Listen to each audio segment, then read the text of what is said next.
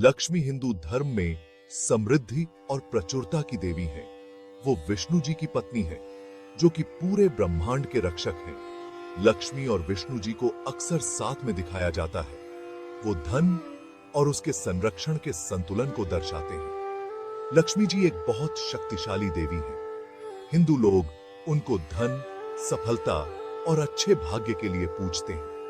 ऐसा कहा जाता है कि वो अपने भक्तों के जीवन में खुशियां और संतोष लाती हैं। उनकी कहानी हमें पुराने हिंदू ग्रंथों में मिलती है। इस कहानी को समुद्र मंथन के नाम से जाना जाता है। समुद्र मंथन हिंदू पुराणों की एक बहुत महत्वपूर्ण घटना है, जो सृष्टि के रहस्यों को उजागर करती है। यह कहानी है कि कैसे देवताओं और असुरों ने मिलकर समुद्र मंथन किया था, जो एक अद्वितीय सहयोग का प्रतीक है।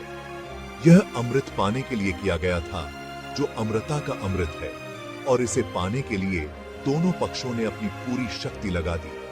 इस मंथन में मंदराचल पर्वत को मथानी की तरह और नागराज वासुकी को रस्सी की तरह इस्तेमाल किया गया था, जो इस प्रक्रिया को और भी रोमांचक बनाता है। विष्णु जी ने कछुए का रूप धारण किया, जिसे कुर्मा कहा जाता है, और पर्वत को अपने ऊपर संभाला, जिससे मंथन संभव हो सका। देवताओं और असुरों ने अमृत को बराबर बराबर बांटने का फैसला किया था, लेकिन यह निर्णय भी संघर्ष से भरा था। हालांकि जैसे ही मंथन शुरू हुआ, वैसे ही दोनों में संघर्ष छिड़ गया, जो इस कथा को और भी दिलचस्प बनाता है। यह कहानी अच्छाई और बुराई के बीच के संघर्ष को दर्शाती है, जो आज भी प्रासंगिक है और हमें जीवन के महत्वपूर्ण सबक सिखाती है। समुद्र मंथन की कहानी एक श्राप से शुरू होती है।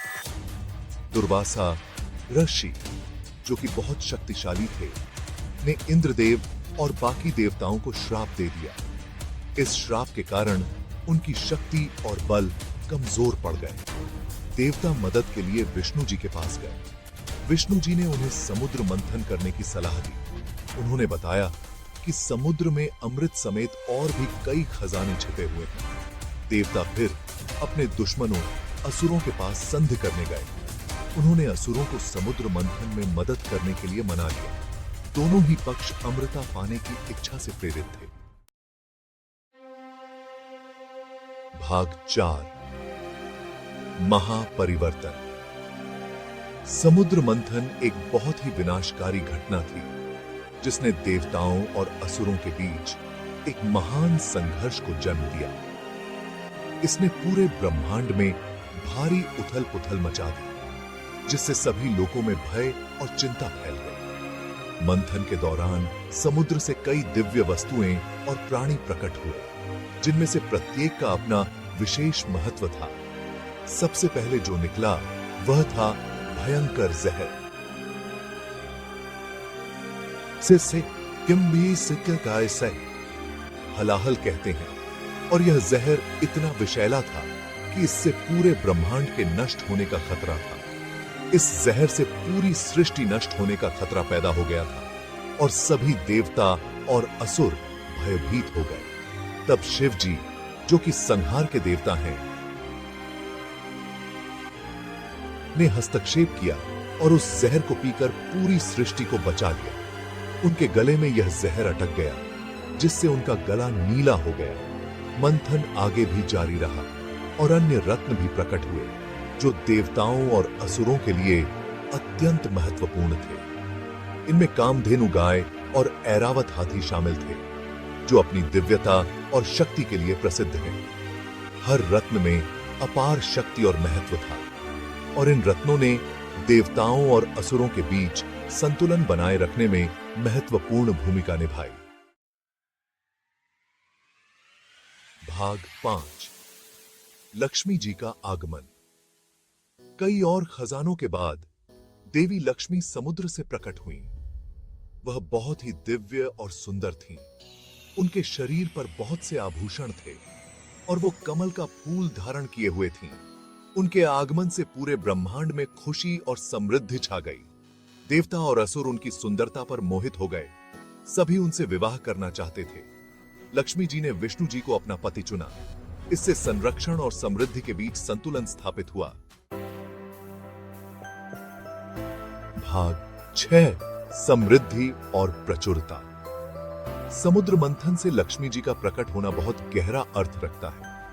यह घटना न केवल पौराणिक दृष्टिकोण से महत्वपूर्ण है, बल्कि यह हमें जीवन के गहरे सत्य भी सिखाती है। यह ब्रह्मांड की अराजकता से समृद्धि और प्रचुरता के उद्भव का प्रतीक है। यह हमें सिखाता है कि कैसे कठिनाइयों और चुनौतियों के बीच भी हम समृद्धि और सफलता प्राप्त कर सकते हैं। उनकी कहानी हमें याद दिलाती है कि मुश्किल से मुश्किल समय में भी आशा और भाग्य की जीत होती है। यह हमें प्रेरित करती है कि हम कभी हार न माने और हमेशा सकारात्मक सोच रखें। लक्ष्मी जी का विष्णु जी से संबंध धन के संरक्षण और उसके सही इस्तेमाल के महत्व को उजागर करता है।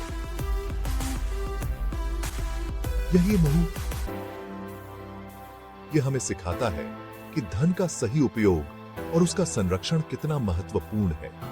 हिंदुओं का मानना है कि लक्ष्मी और विष्णु जी की पूजा करने से व्यक्ति भौतिक और आध्यात्मिक पूर्णता प्राप्त कर सकता है। यह पूजा हमें संतुलित जीवन जीने की प्रेरणा देती है। उनकी कहानी आज भी जीवन के सभी पहलुओं में समृद्धि की खोज और आशा की प्रेरणा देती है। यहाँ एक ही हाथ है हमें याद दिलाती है कि समृद्धि केवल भौतिक नहीं, बल्कि मानसिक और आध्यात्मिक भी हो सकती है।